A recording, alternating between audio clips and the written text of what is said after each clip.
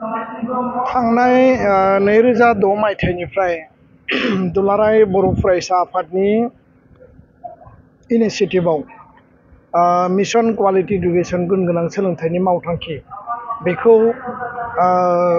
जोङो कन्टिन्युआसलि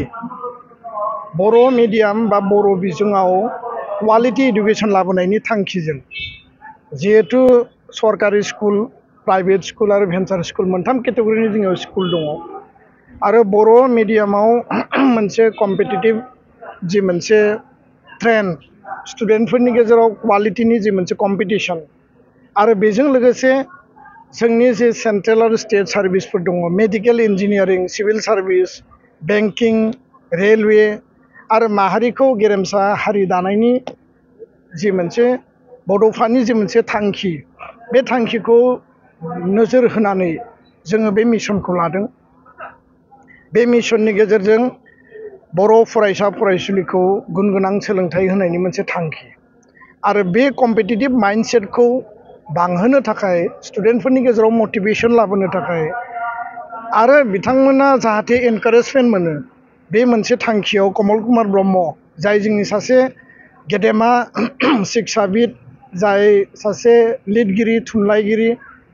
आरो बे महान सुबुंनि मुङाव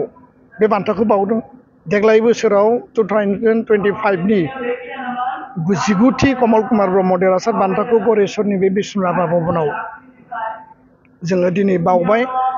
आरो 93 नयन कुमार बर'आ तामुलपुर UN एकाडेमिनिफ्राय गिबि मासि आवग्रिनो हादों आरो गुबुन गुबुन जिल्लानि फरायसा फरायसुलिया बे मासिखौ आवग्रिनो हादों। दा नायदों जोङो जे देग्लाय बोसोराव मेट्रिकनि रिजाल्टआ आसाम नाङैनो सिगांनि रुजुनायाव एसे पार्सेन्टेजआ 5% ल' जादों। गुबुन फारसेथिं गुनु उत्सबनि रिजाल्टआबो बिटिआर ओनसोलाव माखासे जिल्लायाव मोजां नङा। गासै बिथिंखौ नोजोर बोनानै दुलाराय बर' फरायसा आफादा कमल कुमार ब्रह्म देरहासार बान्था बे होनाया बे सोलिबाय थागोन किन्तु समाजाव हारियाव फरायसा फरायसुलिफोरखौ आरोबाव बांसिन गुन गोनां लाबोनो थाखाय गियान आरजिनो थाखाय बिथांमोननि जिउआव देरहासार जानाय सासे सुबुं सम्पद सासे मोजां आखल गोनां मोजां गुनि गियानि बेक्ति बे रिसर्सखौ दाना होनायनि बिबाना दुलाराय बर' फरायसा आफादनि गार्जेननि आरो फोरोंगिरिनि आरो एन्टायार एनभाइरनमेन्टखौ जोङो बिल्डआप खालामनांगोन। दा बेखायनो जोङो दिनै आरोबाव थांखि लादों जे दुलाराय बर' फरायसा आफादा गुन गोनां सोलोंथाइनि मावथांखिखौ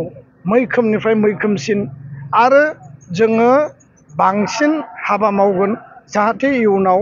बांसिन जोंनि जि मोनसे क्वालिटी मिशननि जि अबजेक्टिभ बेयो जाफुंसार महर मोनो। NEP खान्थियाव बुंदों जे